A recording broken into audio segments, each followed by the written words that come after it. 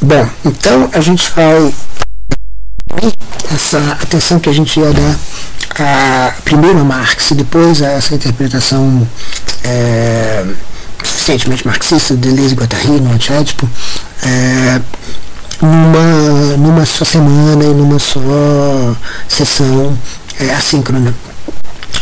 E eu vou me deter em uma característica bastante importante para a maneira como o Deleuze e Guattari vão entender o que está se passando em Marx, em Marx e Engels, e deter no que eles vão acreditar ser um elemento crucial do marxismo.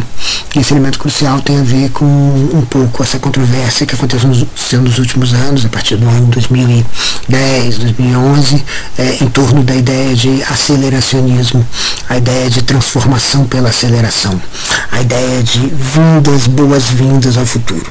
E essa trama, ela vai, de acordo com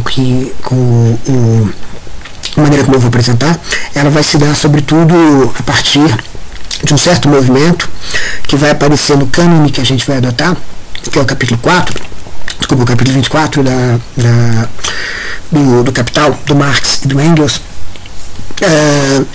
que se chama assim chamada acumulação primitiva. E nesse capítulo a gente vai ver um momento crucial, um movimento que vai ser determinante digamos assim, numa característica, para dar uma característica, digamos, sui generis ao que pretende o marxismo enquanto teoria da transformação através da vinda do futuro, através da aceleração de certos processos. A gente, conectando com o que a gente estava fazendo antes, bom, a gente estava às voltas com a destituição do sistema da roda pelo sistema que vai gradativamente sendo substituído pelo sistema do crédito individual na descrição do Mosse. E aí a gente estava às voltas com a ideia de excesso.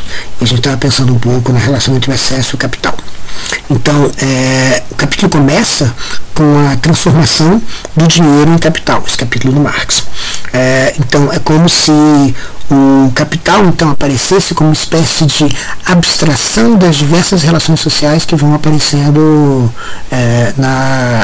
nas conexões entre as pessoas, né? Essas conexões, elas talvez sempre tenham pré-existido, mas é como se elas tivessem, como se o capital fosse uma maneira de abstrair dos elementos que se relacionam à relação ela mesma. Então é como se não importa como foi a produção, não importa, digamos assim, qual foi a terra que gerou aquele tomate, não importa qual foi o corpo que trabalhou naquele tomate, não importa quem foi que transportou esse tomate, digamos, para o mercado. O que importa é uma variável que abstrai tudo isso aí e transforma isso num valor, transforma isso numa coisa abstrata, abstraída de todos esses detalhes. O Deleuze e Guattari vão dizer assim: o capital tem essa capacidade de desterritorialização. Aquilo que está territorializado numa terra, num corpo, se torna primeiro desterritorializado num déspota, né, num rei, num soberano, num estado, e depois se transforma, e o capital é alguma coisa que abstrai essa mesma relação que é tomada, que é domada, que é agenciada, angariada pelo déspota, pelo Estado, e transforma numa coisa, se transforma numa coisa anônima, e que mais ou menos como excesso vai poder ser acumulado. A gente falou um pouco dessas economias restritas nos termos do Bataille, típicas, né? A economia do dispêndio, a economia da acumulação. Então aqui o capital vai justamente servir para você acumular, ter possibilidade de acumular essas relações, esses vínculos sociais. Então Então é mais ou menos isso, como é que esse capítulo está interessado na gênese do Capital. E ele começa dizendo assim,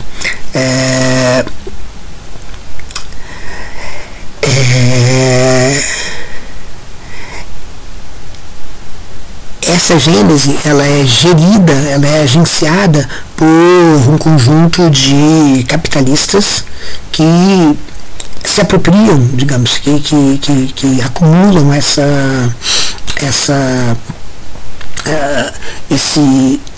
valor que é produzido nessas conexões.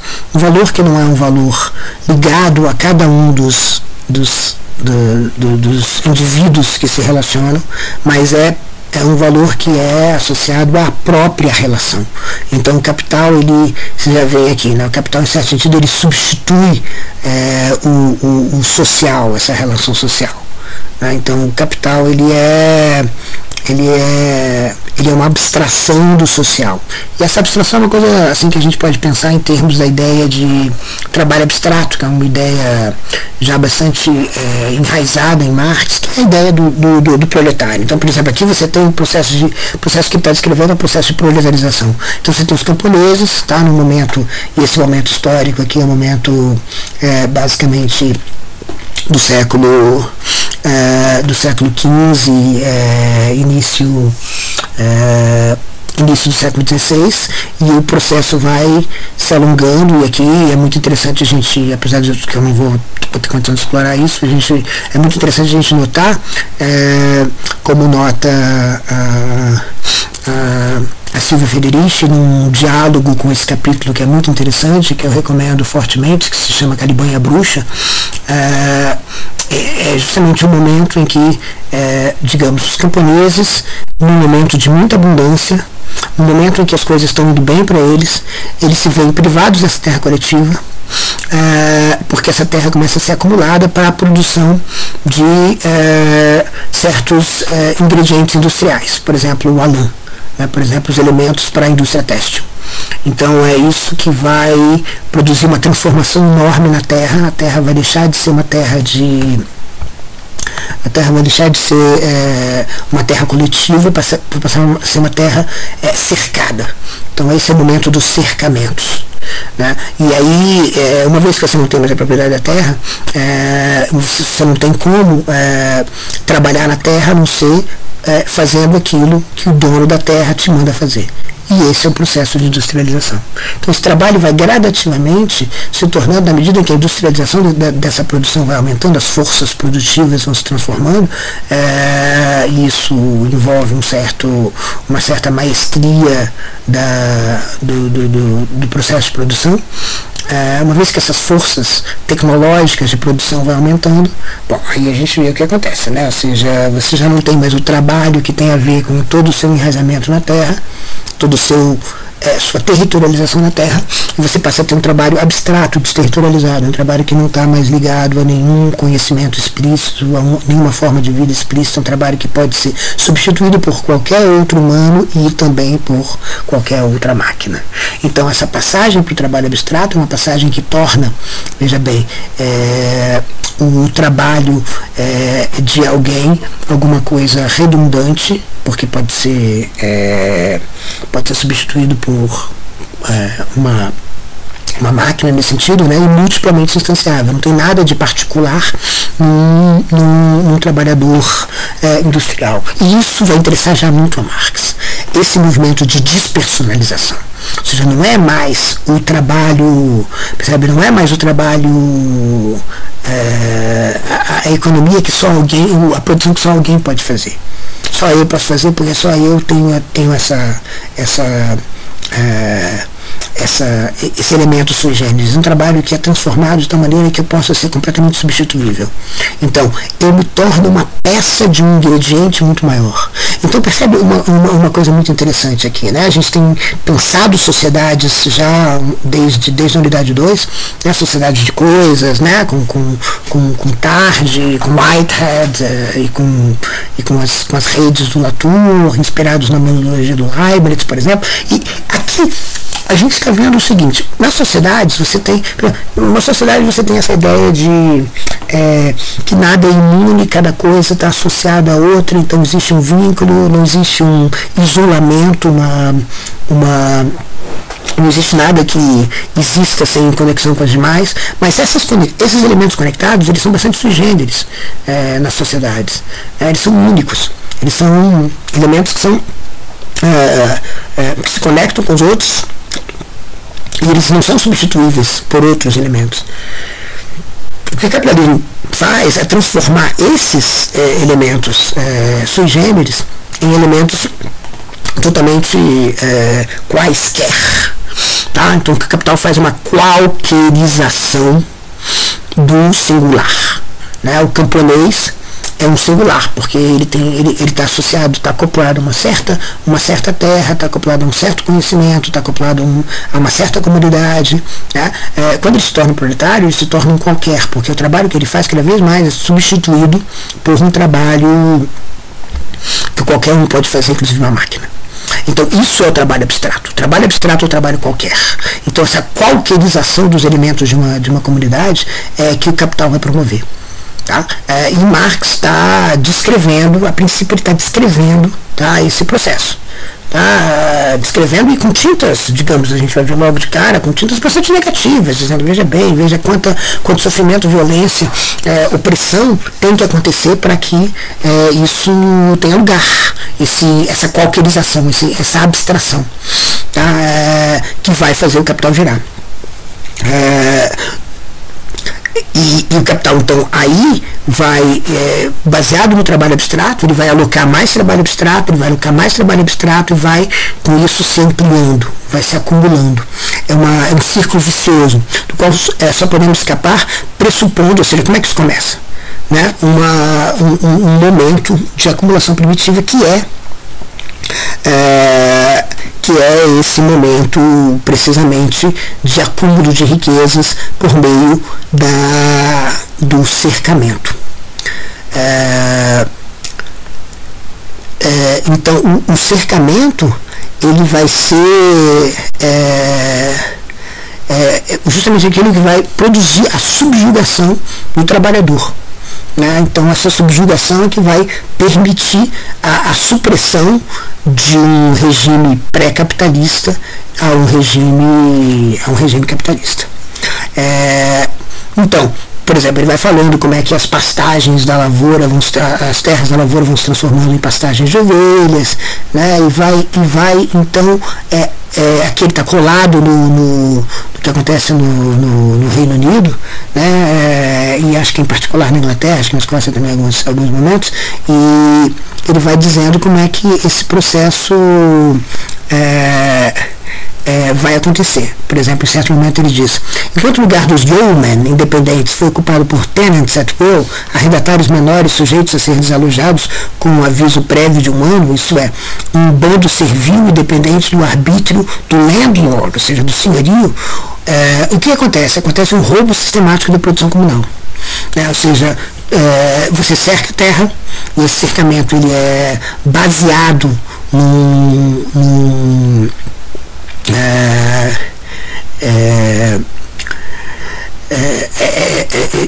esse cercamento ele é baseado em toda uma estrutura legal que permite dizer, olha, como é que agora a Inglaterra, por exemplo, um pano de fundo aqui, como é que a Inglaterra vai fazer frente à produção têxtil de Flandres, ou seja, da Holanda e da Bélgica, como é que ela vai fazer frente a isso?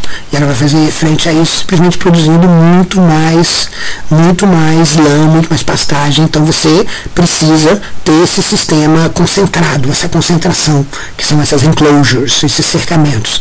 E isso vai ser dado, ou seja, não é simplesmente um processo que ocorre, um roubo generalizado, digamos, mas é um roubo generalizado que é balizado por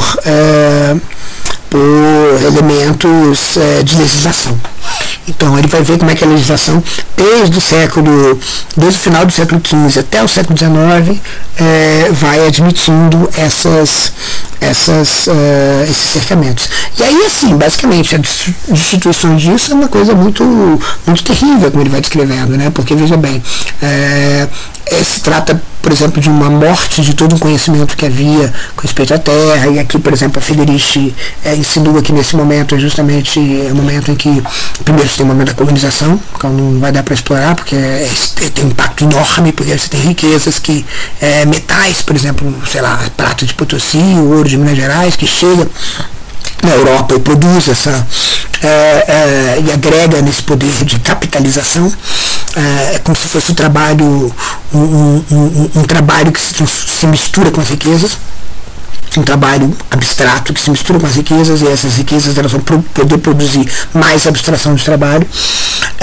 E também a morte das bruxas, né? As bruxas que eram pessoas que sabiam muita coisa, sabiam sobretudo daquele contexto do conhecimento sobre a terra, do conhecimento sobre as ervas, do conhecimento sobre as plantações, e tudo isso é dizimado dramaticamente pelo cercamento, porque aquilo vai se transformar em pastagem. Esse é o processo que a gente vê no Brasil até hoje, né? A transformação de todas essas terras em pastagens que podem ser feitas por um trabalho abstrato. Então você também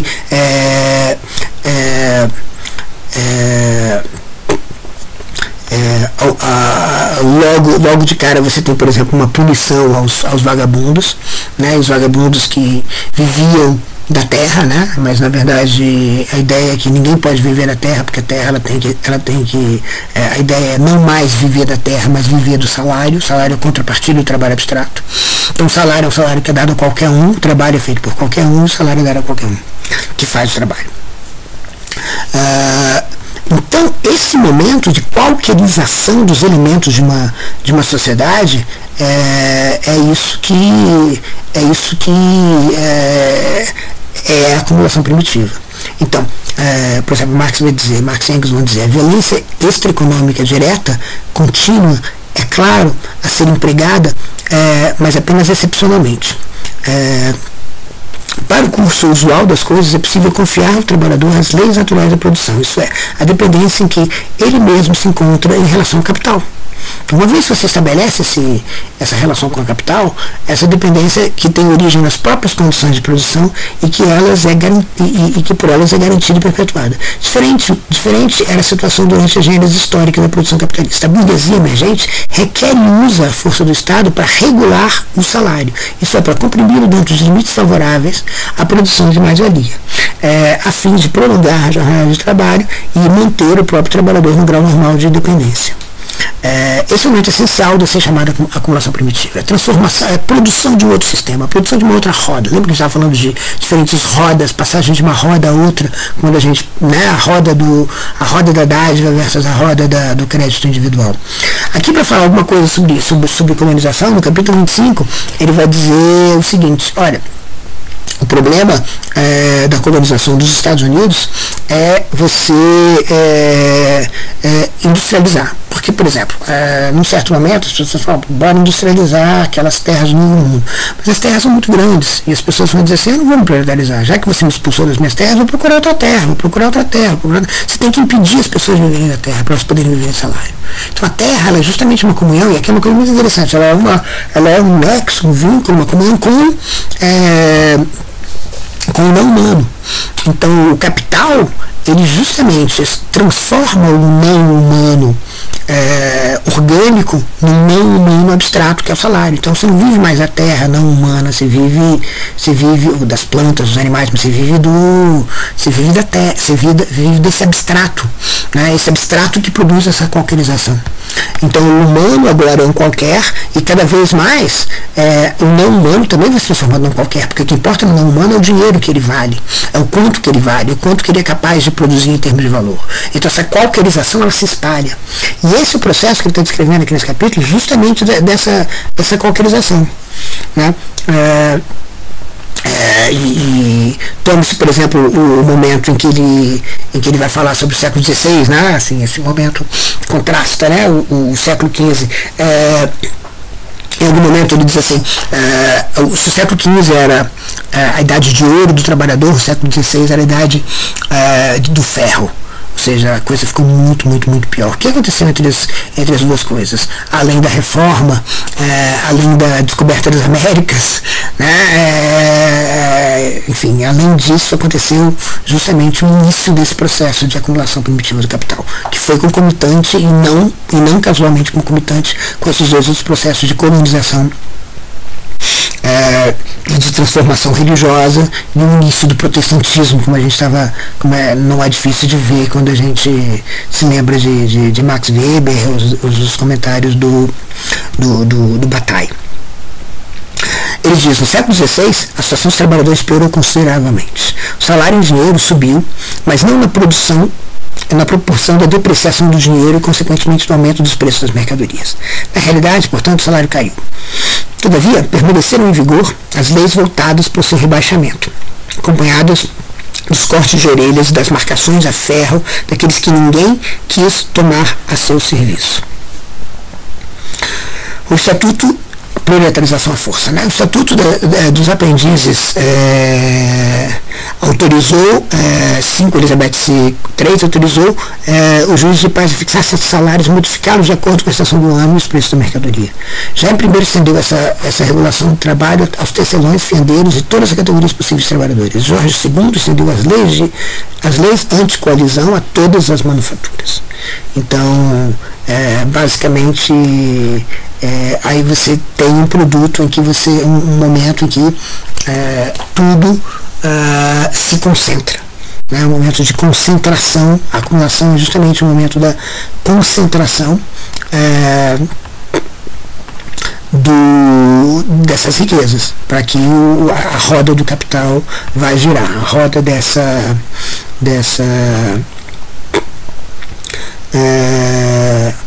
a roda dessa qualquerização, dessa não importa quem, né? Então, justamente, aqui você tem a transformação é como se a gente pudesse falar, e é um termo que me interessa explorar, como se estivesse dizendo assim, é como se o futuro assolasse, o futuro que é o capital, agora começasse a mexer as suas cordas no presente. E o presente passasse a ser um pouco refém do futuro. Então, o termo justamente que me interessa explorar é o termo da anástrofe, que é diferente da catástrofe. A catástrofe é quando o passado se desmorona. Em certo sentido, você está tendo o passado desmoronando aqui nessa acumulação primitiva do capital. O passado que é toda uma vida de comuns na terra, em que gradativamente os camponeses ganhavam mais direitos sobre a terra, e ganhavam mais conhecimento sobre a terra, e ganhavam mais autonomia sobre a terra, e se cooperativavam, etc. Formavam coalizões, e ao mesmo tempo você tem a catástrofe, você está tendo uma anástrofe. Anástrofe significa não o colapso do passado no presente, mas o colapso do futuro no presente. Então é como se o presente de repente fosse arrancado das mãos do passado e trazido para o futuro. É como se o presente de repente fosse assolado pelo futuro, fosse assolado por presságios e não mais por vestígios do passado, se vocês quiserem. Então esse momento que é o momento de Gênese. Portanto, a Gênese ela tem presságios. A Gênese ela é uma anástrofe, ela é o surgimento de uma outra coisa, ela é um início, uma capacidade inicial, que essa capacidade inicial que no fundo, para ser inicial, não pode ser balizada naquilo que vem antes. É como se ela encontrasse seu fundamento não em alguma coisa anterior, mas em alguma coisa posterior, que está vindo e que está, digamos assim, trazendo alguma coisa desde o futuro até o presente. Então, em certo sentido, aqui você tem uma catástrofe e uma anástrofe. E essa catástrofe / anástrofe é a qualquerização, que é o nome que a gente está dando, que é essa proletarização.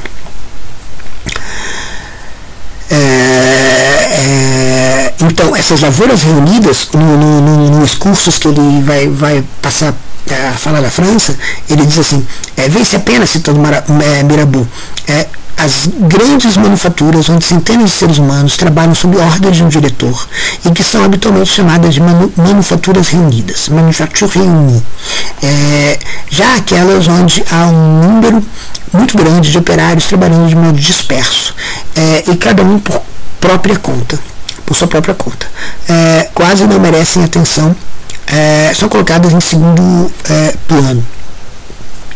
Trata-se de um erro grave, pois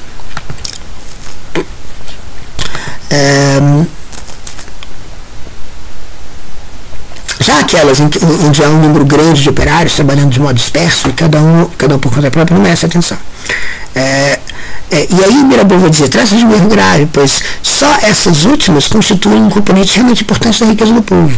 Ou seja, aquelas fábricas que são cada um trabalhando por conta própria. As fábricas reunidas enriquecem prodigiosamente um ou dois empresários, mas os trabalhadores são apenas jornaleiros melhor ou pior remunerados e não têm qualquer participação no bem-estar do empresário. Ou seja, o empresário fica completamente desassociado, como a gente viu, é um rico que não é bom ter como vizinho porque ele não vai te dar nada, ele não está rodando a roda da dádiva mais, ele está rodando de um outro jeito, de repente você saiu da roda. Lembra que a gente estava falando um pouco sobre a maneira de sair da roda mociana por meio da ingratidão, né? Pronto, é como se não tivesse mais essa obrigação de gratidão. Na fábrica separada, ao contrário, ninguém fica rico. Mas uma porção dos trabalhadores se encontra em uma situação confortável. Então ele está comparando, portanto, a fábrica separada e a fábrica reunida. E dizendo, a fábrica separada distribui riqueza, né, e a fábrica reunida acumula riqueza para quem é o dono do rolê. O número de trabalhadores aplicados e parcimoniosos crescerá, pois eles mesmos reconhecem que uma vida baseada na prudência e na atividade é um meio de melhorar substancialmente sua situação, em vez de obter um pequeno aumento salarial que nunca poderá significar algo importante para o futuro e cujo único resultado será no máximo que os homens vivam um pouco melhor, mas sempre com uma mão na frente e outra atrás. Proletarizados. As manufaturas individuais separadas, geralmente vinculadas à pequena agricultura, são as únicas livres. Tá? Não sei se vocês sacam o que está em jogo aqui. Ele está dizendo que a fábrica reunida é a fábrica da qualquerização, né, que você recebe um salário, o seu trabalho é abstrato, né, e você não tem nenhuma soberania sobre a produção, nem coletivamente, porque a soberania é toda concentrada no capital e de fato no capitalista, mas de fato o capitalista ele está, isso é uma coisa que não sei se a gente vai poder explorar, mas eu acho que já fica mais ou menos insinuado, né, o capitalista também ele está seguindo as regras da acumulação, ele tem que seguir as regras do capital. Tá? De um lado você tem, portanto, essas fábricas reunidas, do outro lado você tem as fábricas separadas. As fábricas separadas não são localizadas, né? Cada um vai aí, fábrica separada, você está junto com algumas pessoas e você está soberanamente decidindo o que você vai fazer, o que você não vai fazer em cada uma das junturas, e você pode decidir alguma coisa com respeito à produção. O que acontece? Na fábrica separada você tem vínculos sociais específicos. Na fábrica reunida você tem vínculos sociais quaisquer. Tá? E aí eles podem, portanto, ser abstraídos. Tá? E o que Mirabeau está falando? Tá? O Mirabeau está dizendo assim, lástima grande que a gente esteja indo em direção às manufaturas reunidas contra as manufaturas separadas, porque as manufaturas reunidas sempre vão produzir pobreza, porque vai estar todo mundo dependendo de um salário, enquanto a junção de mais e mais pessoas nas fábricas separadas é que vão justamente produzir uma comunidade e gerar mais riqueza e abundância, como numa estrutura da roda mociana. Tá? Então você tem aqui o Mirabeau dizendo que catástrofe tem acontecido, vamos reverter essa qualquerização, vamos revertê-la e vamos transformar ela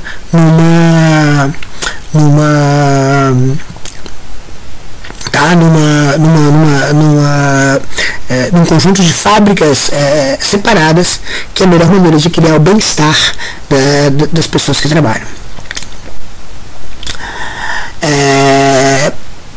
Marx comenta: os acontecimentos que transformam os pequenos camponeses em assalariados e seus meios de subsistência e de trabalho em elementos materiais do capital criam para esse último, ao mesmo tempo, seu mercado interno. Né? O salário precisa ser gastado. Né? Anteriormente, a família camponesa produzia e processava seus meios de subsistência, uma hortinha, um animal que você está criando, e matérias-primas que ela mesma, em sua maior parte, consumia. Essas matérias-primas, em meio de subsistência, converteram-se agora em mercadorias. O grande arrendatário, ou seja, a mercadoria também é uma coisa qualquer. Tá? O que importa é o valor dela.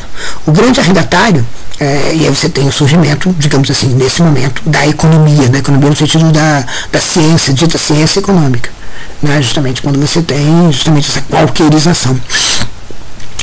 O grande arrendatário as vende, por quê? Porque você tem, veja bem, nessa abstração, você tem justamente esse fato parcial econômico, esse fato isolado econômico, que não é mais o fato social total do moço. Tá? Então aqui o que está acontecendo aqui é um confinamento também da economia, um confinamento que fecha a economia num circuito que se separa de todo o resto.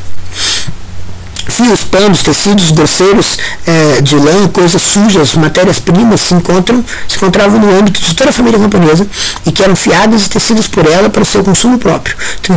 Transformam-se agora em artigos de manufatura cujo mercado são formados precisamente pelos distritos rurais.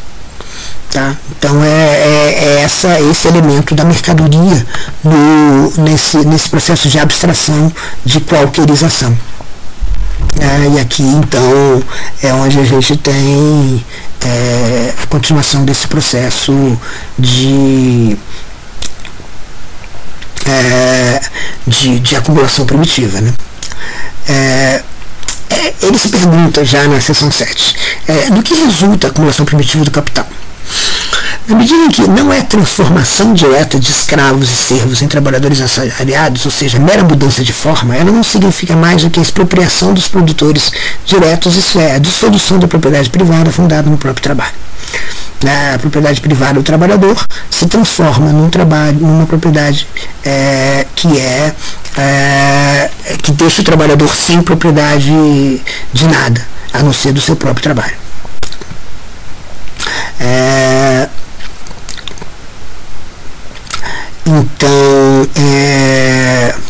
Então ele vai continuar. A propriedade privada do trabalhador sobre seus meios de produção é o fundamento da pequena empresa, né? Essa que é a fábrica separada.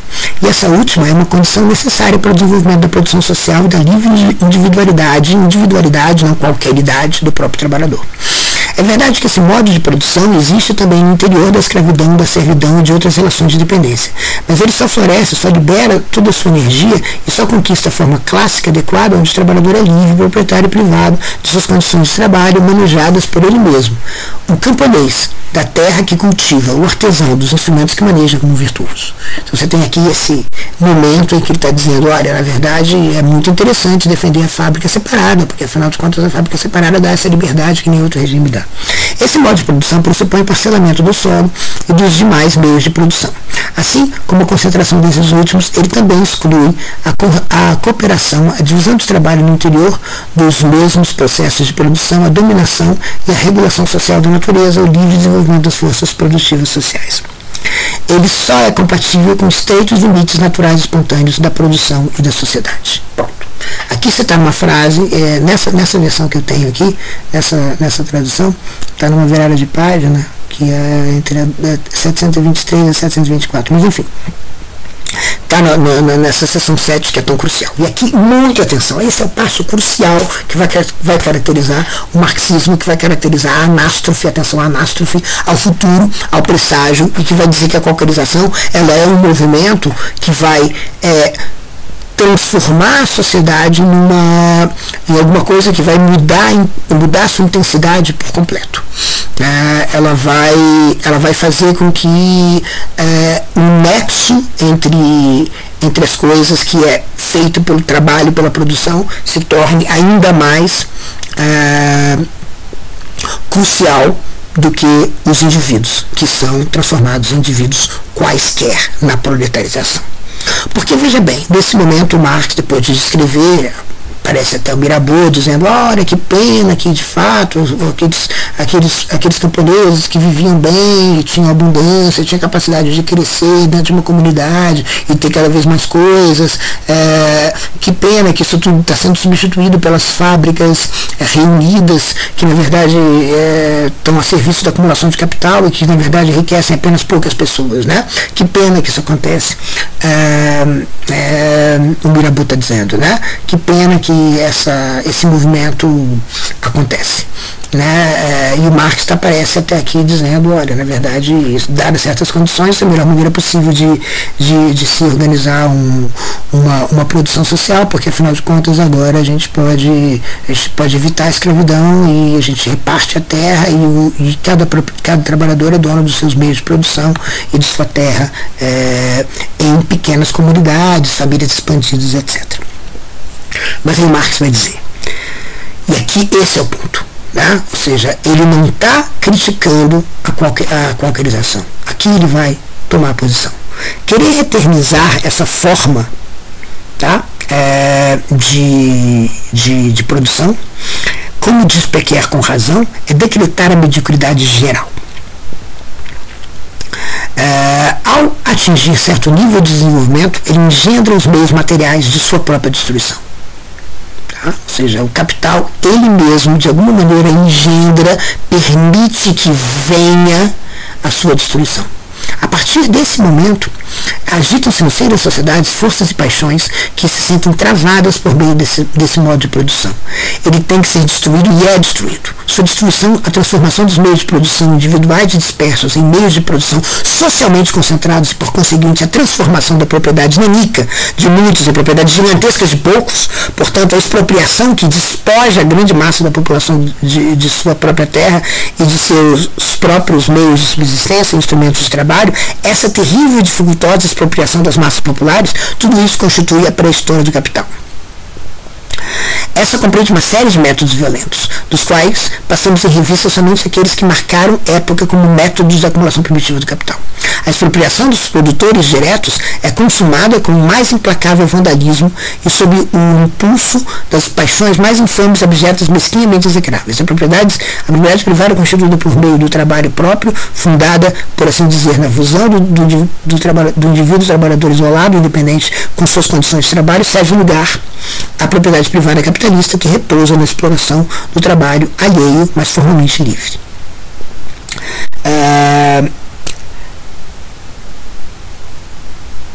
E agora vem uma frase muito, muito importante do compromisso político de Marx. Ele não está dizendo simplesmente o capital é uma coisa muito boa. Ele está dizendo que o capital é uma coisa muito boa, mas ele também é um presságio. Então, logo esse processo de transformação é um presságio de alguma outra coisa que vem. A Nasraf não termina aqui. Tá? Então, logo, esse processo de transformação tenha decomposto suficientemente em profundidade de extensão a várias sociedades, tão logo os trabalhadores se tenham convertidos em proletários e suas condições de trabalho em capital, tão logo o modo de produção capitalista tenha condições de caminhar com suas próprias pernas, a socialização interior do trabalho, a transformação interior da terra e outros meios de produção em meios de produção socialmente explorados e, por conseguinte, em meios de produção coletivos, assim como a apropriação interior dos proprietários privados, assume uma nova forma. Porque, o que está importando para o Marx? Está importando é que, mesmo por meio do capitalista, o capital está produzindo uma socialização muito mais intensa, em que cada elemento é uma peça de uma enorme ferramenta. Então a integração social ela é muito maior do que no caso das fábricas separadas, da manufatura separada. Quem será expropriado agora, depois que tudo isso acontecer, não será mais o trabalhador que trabalha para si próprio, mas o capitalista que explora muitos trabalhadores. Essa expropriação se consuma ao longo do jogo das leis imanentes da própria produção capitalista, por meio da centralização dos capitais. Cada capitalista liquida muitos outros. Paralelamente, essa centralização, essa expropriação de muitos capitalistas por muitos, desenvolve-se uma forma cooperativa do processo de trabalho em escala cada vez maior. A aplicação técnica consciente da ciência, a exploração planejária da terra e a transformação dos meios de trabalho em meios de produção que só podem ser utilizados coletivamente. Então é essa transformação que ele está de alguma maneira dando as boas-vindas. Essa transformação na produção, no processo da produção, que é a transformação que agrega, integra toda esse conjunto de camponeses que são agora proletários que produzem conjuntamente, socialmente, comunalmente, num comunalmente muito maior do que acontecia antes, do que poderia acontecer antes. É uma espécie de nova comunidade, de novo comunismo, se vocês quiserem. Entende? Então o grau de integração social que essa qualquerização permite é aquilo que Marx está reconhecendo como uma coisa boa. E ele vai dizer que, eventualmente, o monopólio do capital se converte num trave para o modo de produção que floresceu com ele e sobre ele. Ou seja, o capital, ele mesmo tem a semente da sua própria destruição. Por que ele tem a semente da sua própria destruição? Porque ele é anastrófico. Ele não é catastrófico, ele é anastrófico. Ele trabalha com o futuro. Ele trabalha com o futuro que vem, o futuro que é, por exemplo, o investimento em alguma coisa, o lucro que vem de acordo com o que você pressupõe que vai acontecer em termos de produção no futuro. Então, cada vez mais, ele é prisioneiro de um futuro, de uma capacidade de predição. E é isso que vai fazendo gerir as ações dos indivíduos. Então, os indivíduos, é como se eles estivessem não orientados pelo passado, por uma tradição, mas por uma antitradição, pelo contrário de uma tradição, por um futuro que virá ainda que a gente não sabe direito como ele e você tem apenas presságios. E é desse presságio que ele está falando agora, nesse finalzinho do capítulo, no finalzinho nos últimos parágrafos mesmo dessa seção 7. A centralização dos meios de produção e a socialização do trabalho atingem um grau que se torna incompatíveis com o seu invólucro capitalista. O entrave é arrebentado, o entrave é arrebentado, o entrave é arrebentado. Tá? Um entrave é arrebentado. Não é que você cria leis para fazer voltar ao bem-estar que o Mirabeau descreve associado às fábricas separadas. É que o próprio processo que produz as fábricas reunidas explode. Tá? Um entrave arrebentado. Só a hora da derradeira da propriedade privada capitalista e os expropriadores são expropriados. O modo de produção capitalista, que deriva do modo de produção, o modo de apropriação capitalista, que deriva do modo de produção capitalista, ou seja, a propriedade privada capitalista, é a primeira negação da propriedade privada individual, fundada no trabalho próprio. Todavia, a produção capitalista produz, com a mesma necessidade de um processo natural, a sua própria negação. É a negação da negação. Tá? Então é ela que vai dar forma a um outro tipo de sociedade no qual o capitalismo visto até agora é simplesmente um processo de determinação. Ela não restabelece a propriedade privada, mas a propriedade individual sobre a base daquilo que foi conquistado na era capitalista, isso é, sobre a base da cooperação, da posse comum da terra e dos meios de produção produzidos pelo próprio trabalho. Se vocês quiserem, a qualquerização não é abandonada. O projeto político do Marx não é um projeto de abandono, ou seja, não é um projeto de destituição do capital, é de levar o capital às suas últimas consequências, levar essa qualquerização até as suas últimas consequências, ou seja, essa intensidade da sociedade. E o que é essa intensidade da sociedade, dos vínculos sociais? É conectar cada vez mais os vínculos sociais à produção, às forças produtivas.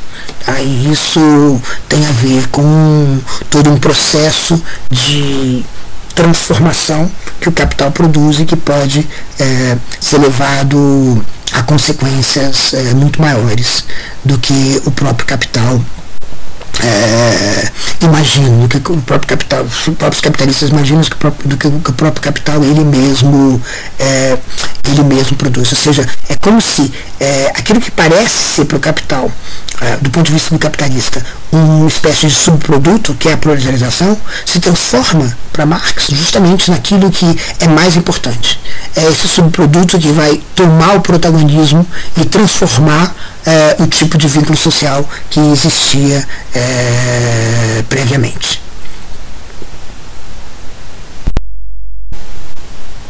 Aqui a gente tem uma ideia muito transformadora, ou seja, não se trata de seguir o passado, mas se trata, e nem sequer de restaurar o passado, mas se trata de entender os presságios que uma nova situação traz, né? E de maneira específica, é como se a sociedade estivesse se transformando a partir daquilo que ela é capaz de fazer, a partir da sua capacidade de ação, de trabalho, de produção. É essa produção que vai adicionando alguma coisa, que vai transformando todo aquele caldo de vínculos. E esse caldo, e essa transformação desse caldo de vínculos, ela vai gerando uma sociedade completamente diferente. Uma sociedade que tem, o Marx vai dizer, e é por isso que ele não é um saudosista, né? Ele não é um catastrofista, mas um anastrofista. É por isso que ele vai dizer que é isso que vai lavar todas as opressões anteriores, vai produzir vínculos sociais muito mais intensos, vínculos sociais que são feitos e forjados na produção, na capacidade de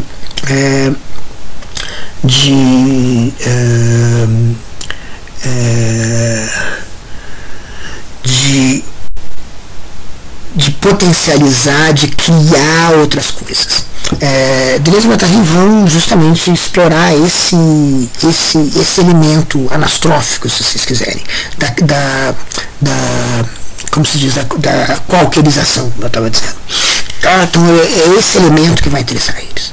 Mas é um elemento de uma qualquerização que tem a ver com a capacidade produtiva, portanto, com a capacidade de adição a alguma coisa do mundo.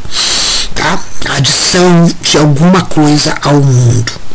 Né? Suplementação do mundo, se vocês quiserem conectar lá com a nossa unidade 1. Né? Ou seja, alguma coisa que é como a técnica, que é inventar a escrita, se lembram? Inventar a escrita vai produzir um conjunto de elos, uma sociedade do mundo completamente diferente. É como a cultura suplementa a natureza, como a escrita, portanto, suplementa a fala. E essa escrita, ela vai justamente ser capaz de abrir um outro caminho. Portanto, as relações não são eu sou alguma coisa e a partir do que eu sou eu me conecto com aquilo e eu sou alguma coisa em virtude daquilo que eu conecto. Não importa o que eu sou, o que importa é o que eu estou produzindo nesse processo, né? E cada vez mais, porque na verdade a produção vai gerando mais produção, e o suplemento vai produzindo a possibilidade de novas suplementações, etc. Então esse processo é um processo e Marx enxerga isso, né, de desmantelamento do que existia antes, ou seja, tudo que é sólido desmancha no ar. Deleuze e Guattari vão explorar isso em termos de bem próximos de Marx, ou seja, das famílias, começar assim, das comunidades, das religiões, dos clãs, das castas, tá, que são destituídas pelo capital.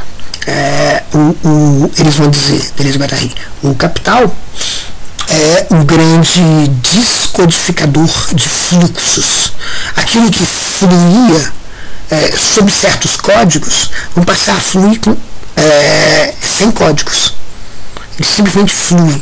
Então imagina, por exemplo, a passagem da oralidade, que eles chamam de, não antiédipo, de máquina territorial primitiva, em que você marca a produção no corpo, eu produzi, e marca a produção na terra, a terra produziu, tá?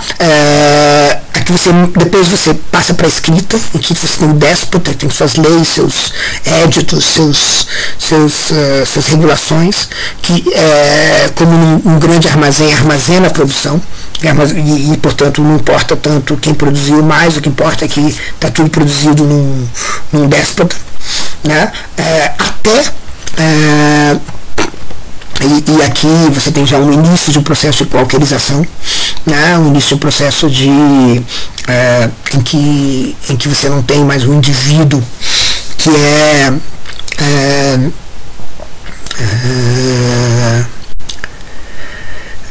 um indivíduo que é a fonte da produção, que precede a produção, que está criado a produção, mas você ainda tem um déspota que é a própria que é também instituído independente da produção, porque aquilo está se mantendo fixo, ou seja, você não tem um suplemento que vai finalmente substituir o déspota, porque se você faz isso, você já não tem mais o regime de registro da produção, que é o déspota que está armazenando tudo aquilo na economia nacional, por exemplo, né? PIB.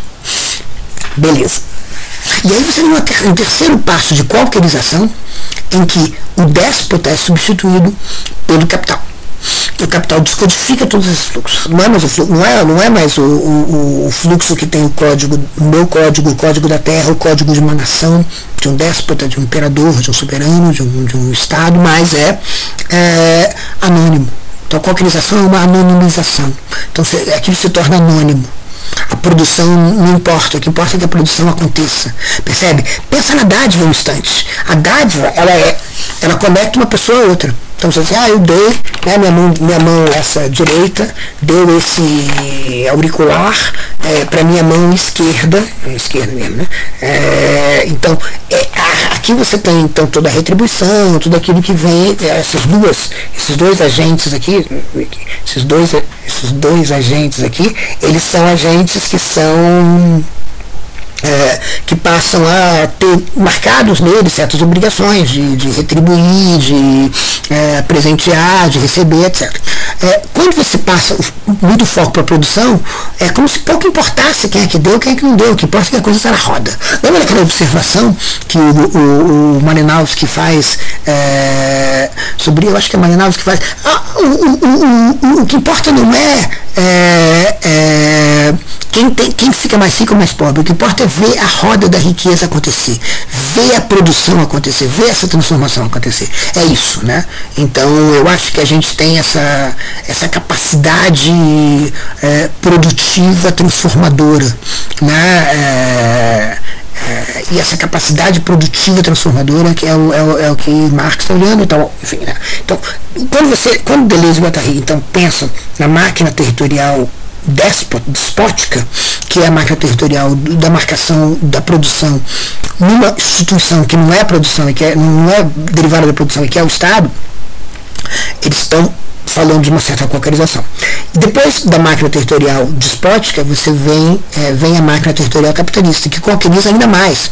Essa qualquerização vai ser, essa anonimização, portanto, vai ser ainda maior, porque não importa mais o Estado, porque aquilo ali vai rodar, vai fluir descodificadamente, como faz o capital, como faz o dinheiro. Ele está interessado em se multiplicar. O dinheiro é um instituto biológico, cibernético, que está interessado em se transformar, e não tem esse elemento novo, esse elemento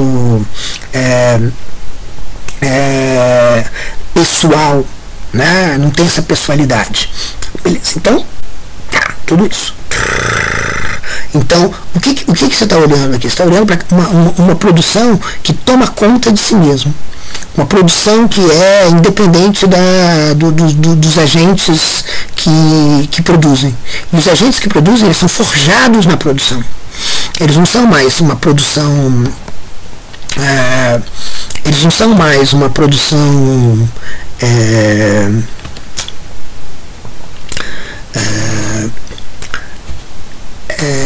eles não são alguma coisa que independe da produção. Então, isso acontece, por exemplo, com comunidades, com clãs, com nações, todos esses institutos que dependem da produção, dessa capacidade transformadora, suplementadora da produção, tudo isso vai erodindo, vai desmanchando no ar. E em última instância, você tem um giro, é essa aposta de Marx, né? Essa é o futuro que Marx viu vindo, né? O futuro que ele viu vindo, e que Deleuze também, Deleuze e Guattari vem vindo no Anti-Édipo, é um futuro de desterritorialização, em que não tem mais território para a produção ela acontece pela própria produção, né? E aí essa que é a questão que interessa a eles, né? Digamos aos quatro, né? A Marx, a Engels, a Deleuze e a Guattari, justamente essa capacidade de apostar na desterritorialização, de ver a desterritorialização como uma novidade que não vai aceitar limites, como se tivesse a sua própria força motriz, né? Que é, em parte, o capital que vai girando mesmo contra os capitalistas. Bom, então, Deleuze e Guattari vão dizer, depois da máquina territorial capitalista, você não termina o processo não vai para trás, mas vai para frente.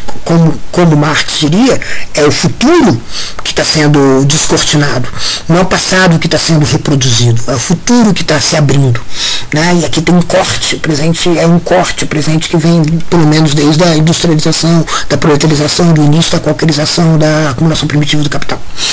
Beleza, então aqui é esse futuro que está se discursionando, é que vai gerar justamente o proletário, uma sociedade proletarizada, e essa sociedade proletarizada é uma sociedade que está o quê?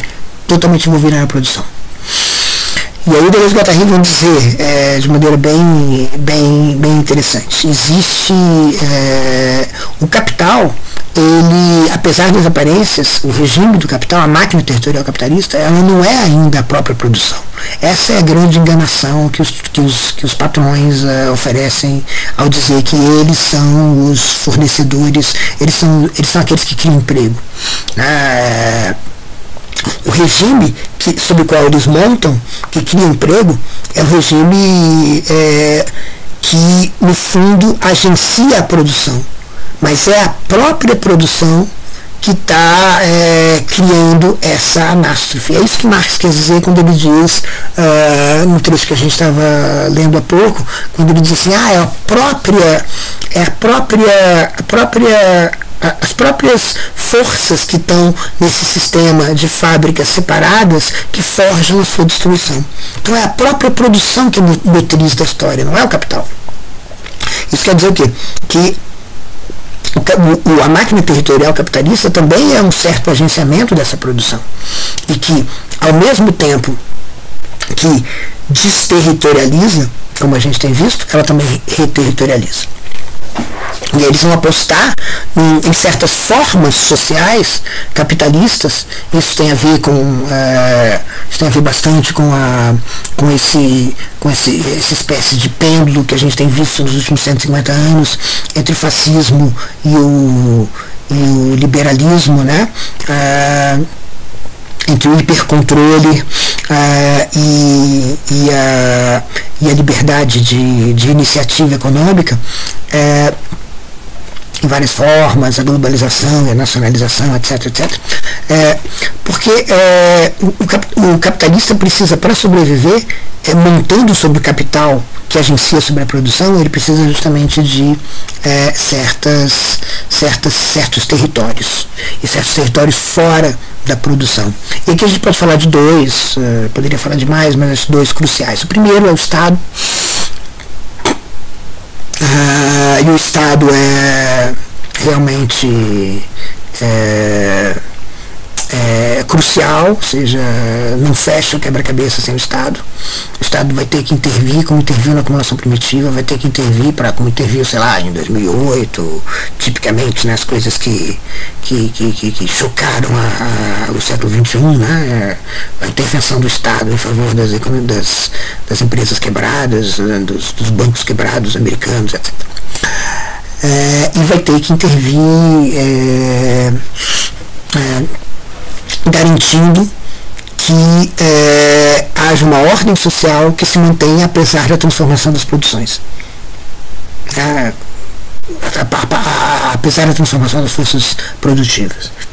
Então, aí o Estado, de um lado, e a família. Porque a família, e é por isso que o livro chama Anti-Édipo, né? Porque se trata de militar contra o Édipo, que é a estrutura familiar, a estrutura da família nuclear, que é forjada antes da produção e que garante ao capitalista um território, a família rica, um dono de indústrias cada vez mais fica desterritorializado pelo processo do capital, porque afinal de contas o que é ter um monte de máquina? É uma loucura, muito sedentário, não tem nomadismo, ou seja, eu preciso de uma coisa mais abstrata, mais fluida, mais flexível. Então, na verdade, esse dono de indústria vai na verdade virar um trabalhador que vai trabalhar para uma fábrica como a Nike, por exemplo, que não tem nenhuma indústria, nenhuma máquina. Ela simplesmente contrata a máquina.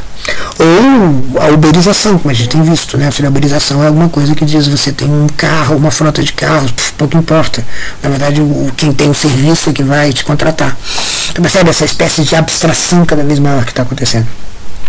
Aí você precisa garantir, porque você, né, a família, mas pelo menos eu caso ali com o banqueiro, casando com o banqueiro, né, eu casada com o banqueiro, tô de boa, porque o banqueiro me segura a onda ali, e os meus filhos, eles vão, né, tudo resolvido, né. Então a família segura essa onda e a família segura a onda do proletário também. O proletário tem que, o Estado e a família obrigam o proletário a trabalhar, a produzir e garantir que essa produção está inscrita dentro de uma ordem. Não é produzir por ele mesmo, é inscrito dentro de uma ordem, porque essa ordem familiar, estatal, digamos, mantém esse cavalo selvagem, vamos dizer assim, domado. Né? Cavalo selvagem, que é justamente esse processo de presságio do capital. Agora, olha então o que acontece. O proletário, para o Deleuze-Guattari, vai ser justamente aquele que se preocupa apenas com a produção.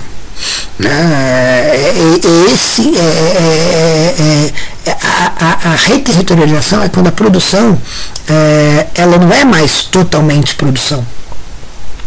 Ela também tem que se ocupar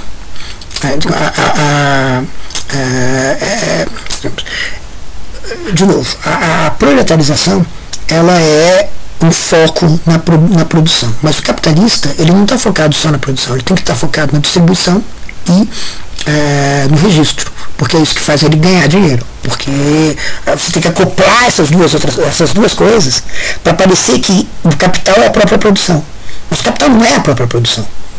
O capital é a produção acoplada desses dois suplementos que fazem com que o capital pareça a produção, que é a capacidade de registrar e a capacidade de distribuir, vender e estocar, e poder, portanto, dar um preço, acumular o dinheiro.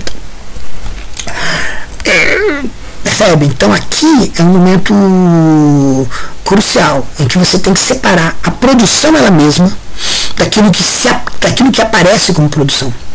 E aquilo que é produção ela mesma pronto, estamos aí, né? Que é aquilo que a produção ela mesma é isso. A produção ela mesma é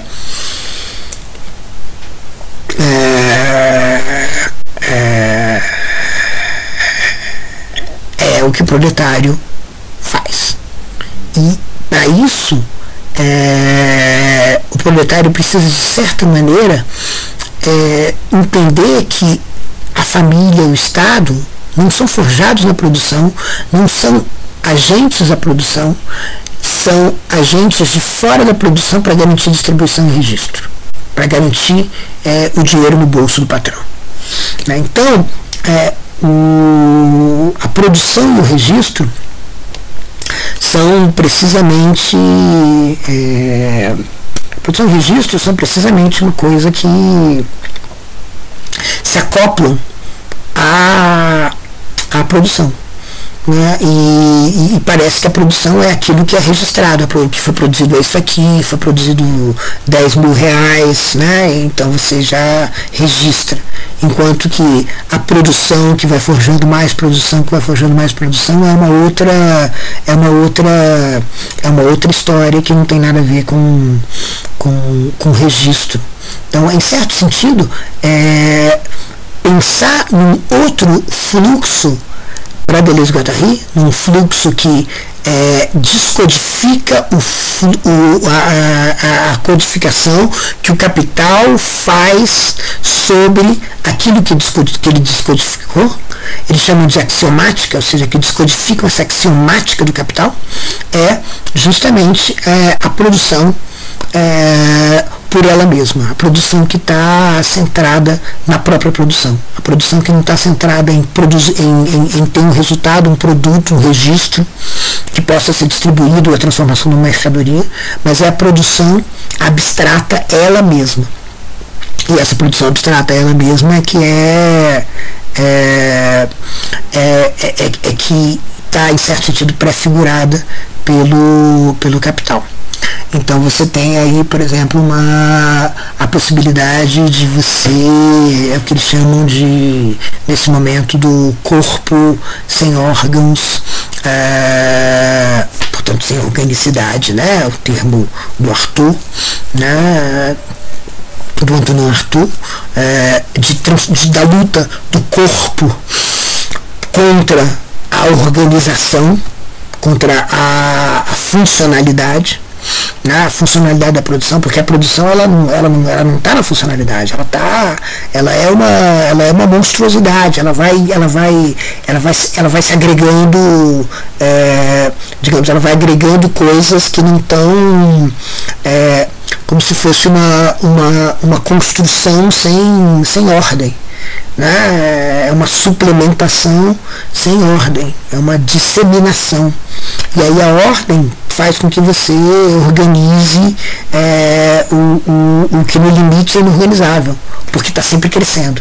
Percebe aqui então como a produção aparece, e aqui para Deleuze-Guattari eles vão dizer, olha, na verdade o proletário é o que eles chamam de um esquizo, aquele que está preocupado simplesmente na produção, ele quer produzir. Ou seja, o esquizo, o proletário, a produção, são figuras do excesso.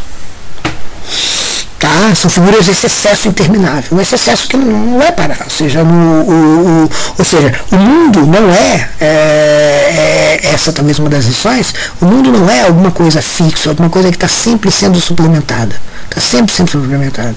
O mundo é uma espécie de bloco crescendo, cada vez tem mais coisas, então você não pode dizer assim, é isso aqui que é o núcleo, porque o núcleo vai se transformando, como a escrita vai transformando a fala, vai transformando na medida em que você vai tendo novas camadas, suplementando, e essas novas camadas é justamente aquilo que indica a produção. Então, portanto, você não tem alguma coisa fixa. Então, por exemplo, você pensa assim, a linguagem ela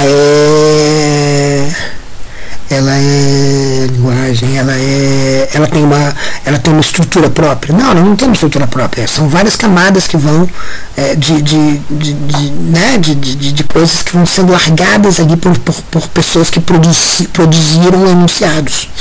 Né? Então essa produção constante é que gere tudo isso. Essa produção constante gera, é guiada e é levada por uma qualquerização. Então, o Deleuze-Guattari enxerga no marxismo justamente essa capacidade de entender a produção como uma coisa completamente crucial.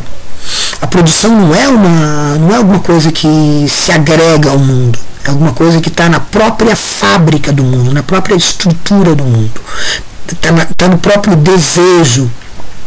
E aqui eles estão com Bataille, né? Eles estão basicamente dizendo, olha, vamos, a agenda deles é associar Marx a Nietzsche. A gente não está falando bastante de Nietzsche nesse curso, mas é basicamente alguém que estava pensando em termos nietzschianos. Muito importante na interlocução deles é justamente Bataille, digamos, de uma geração anterior, mas que gerou esse impacto enorme. Então, basicamente, assim como o excesso não é um extra, um elemento sem um mero supérfluo, como é entendido normalmente, porque o supérfluo ele transforma as necessidades, né? O futuro vai transformando o presente. Então o excesso é justamente esse elemento crucial que é a produção. Então o excesso se transforma em produção, se transforma em proletário, se transforma em esquizo, se transforma nesse personagem, que é um personagem que não está interessado em fazer mais do que produção. E aqui é interessante a gente pensar de novo na acumulação e no dispêndio, porque chega um ponto em que a acumulação ela é interessante para você destituir a roda das dádivas, mas para você transformar a roda da dádiva na roda da produção, você precisa voltar ao dispêndio. Se voltar ao dispêndio significa produzir e não se importar em acumular, porque acumular requer registro. Se você não tem registro, você não tem transformação do produto numa mercadoria, você não tem nada, né? Você não tem se você não tem registro, você não tem possibilidade de acumulação. O capital é justamente aquilo que permite a acumulação, o registro. Bom, então aí você tem a produção e o dispêndio. E aqui de novo a gente se lembra do Bataille dizendo, o proletário ele é aquele que quer despender. É a luta de classes entre o patrão e o proletário é a luta entre a acumulação e o dispêndio. Né? O trabalhador fala assim, eu produzi essa parada, eu quero despender essa parada. Né? Entende? E é isso que é o esquizo, no limite. Só que ele tem que acumular, porque ele tem que acumular para a família, ele tem que acumular para o Estado. E aí, quando ele tem que acumular para a família e acumular para o Estado, bom, entende? Todo o desejo dele é arregimentado para a família e para o Estado. Né? Na medida em que isso acontece, ele não vai produzir mais pensando simplesmente no seu dispêndio. Né? Então, é essa estrutura abstrata, da produção abstrata, que o marxismo, em certo sentido, inaugura. Né?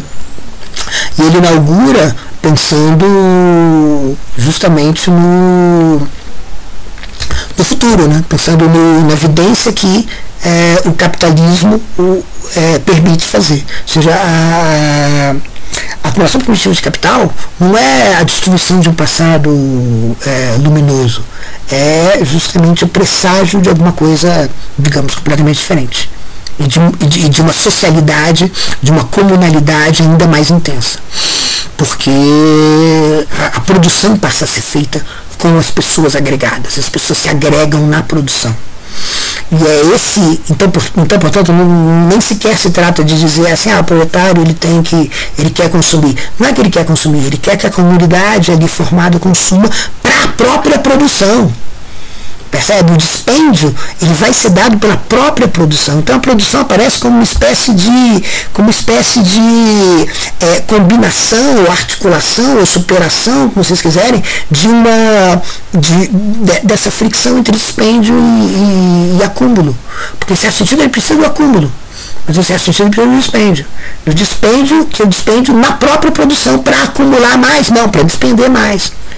Então essa produção da abundância articulada a partir do excesso que a revolução que o capital traz é capaz de fazer.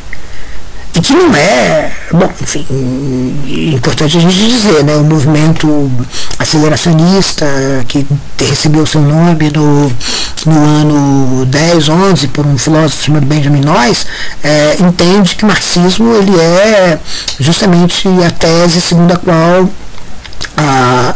é preciso acelerar o que o capital faz para que a transformação se dê. Ou seja, basicamente é mais o capital se transforma liberando suas forças. Mas aí mas o marxismo ele não é um aceleracionismo no sentido de dizer assim, vai ser mais do mesmo, produção, acumulação, distribuição. Não vai ser isso. Vai ser justamente uma transformação em que a acumulação ela preside sobre a produção. E a produção é uma outra coisa. A produção é que é aquilo que, no fim das contas, está descodificando os fluxos. Não é o capital. O capital como é que se diz, assume digamos assim, aparece como um impostor da produção. Mas a produção que é o verdadeiro motor dessa impostura e de toda essa capacidade de descodificação de fluxos. Então, o movimento aceleracionista entende que Deleuze e Guattari deixaram claro esse elemento aceleracionista, anastrófico do marxismo, e depois permitiram com que a partir dos anos 90 você tivesse um aceleracionismo que não fosse marxista. Né, que tivesse de fora do marxismo, um abandono mais explícito do marxismo, sobretudo na figura de um filósofo chamado Nick Land, e esse Nick Land ele é um cara que vai justamente dizer, olha, na verdade com isso a gente vai, o aceleracionismo, na medida que ele é arrancado do marxismo, arrancado do resto do marxismo, arrancado dessa preocupação com a produção e a ideia de que a produção ela é revolucionária e não o capital, né? A abstração ela é uma função da produção, ela não é aquilo que move a transformação. Aí você tem justamente o surgimento de uma das vertentes do que a gente chama hoje em dia de direito alternativa e todo esse movimento que ganhou uma grande projeção nos últimos anos, né? Então, quando isso se associa de algumas formas ao sucedâneo do anarcocapitalismo, do liberalismo, etc. Mas justamente, isso ainda seria pensar no aceleracionismo que não é marxista no sentido de que ainda confia que o fator de aceleração é o capital e não a produção. E esse é o ponto, né? Assim, essa capacidade é um pouco como o Uber que a gente estava falando quando a gente falava de Bataille, né? Essa ideia de que tudo pode ser transformado, todo excesso pode ser transformado em alguma coisa que é flexível, que pode transitar. Sim, mas o ponto não é o excesso, né? Acumulado. O ponto é o próprio excesso que é a produção, que em certo sentido requer a sua acumulação, já que o mundo é uma coisa que está crescendo, que está se suplementando, e ao mesmo tempo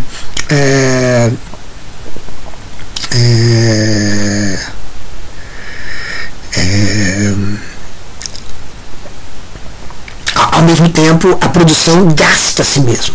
A produção ela mesma acumula e ela mesma gasta. Então, a distinção entre acúmulo e dispêndio, ela um pouco se desaba na noção de excesso e na noção de produção especificamente. Entende? Ou seja, não há o acúmulo é o acúmulo para despender, o dispêndio é o dispêndio para acumular. E assim você tem o que faz a produção que é amorfa, que ela é interminável, é amorfizante, ela não é transformadora, ela não é um elemento único, ela não é um elemento direcionado, ela é um elemento que vai para todos os lados. Bom, é claro que fica muito complicado pensar nisso tudo em termos de, quando se pensa, leva em conta restrições que são restrições de Gaia, restrições da Terra, né? E aí a coisa fica bastante complicada, né? Como é que você vai pensar nessas restrições que a produção vai ter, porque os recursos, digamos assim, são limitados, né? Então você não vai poder simplesmente produzir, percebe? E aí a coisa fica interessante, porque trata-se talvez de pensar nessa anástrofe, não em termos de uma anástrofe humana, mas pensar justamente não em termos de uma certa relação com a humanidade, da humanidade com o não humano, mas tentar invocar esses elos que se formam dessa maneira com outras coisas, ou seja, os elos com tudo que há no cosmos talvez sejam elos que possam ser transformados em elos abstratos, qualquerizados, em que o que importa é o vínculo e não o que cada uma das entidades vinculadas ou permanece sendo ou insiste em ser. Né? Então, talvez essa transformação ainda tenha que ser feita para a gente poder realmente agregar o não humano, porque aqui é um desequilíbrio que, em certo sentido, é como se a gente tivesse fábricas separadas. Né? O não humano faz uma coisa, o humano faz outra coisa. E é justamente essa unificação que a anástrofe marxista insinua. Né? Essa unificação em que as fábricas vão se tornando reunidas. Então a suplementação do mundo se reúne, mas não é uma reunião que é uma reunião só humana. Então aí a gente pode imaginar alguns futuros para esse pensamento anastrófico.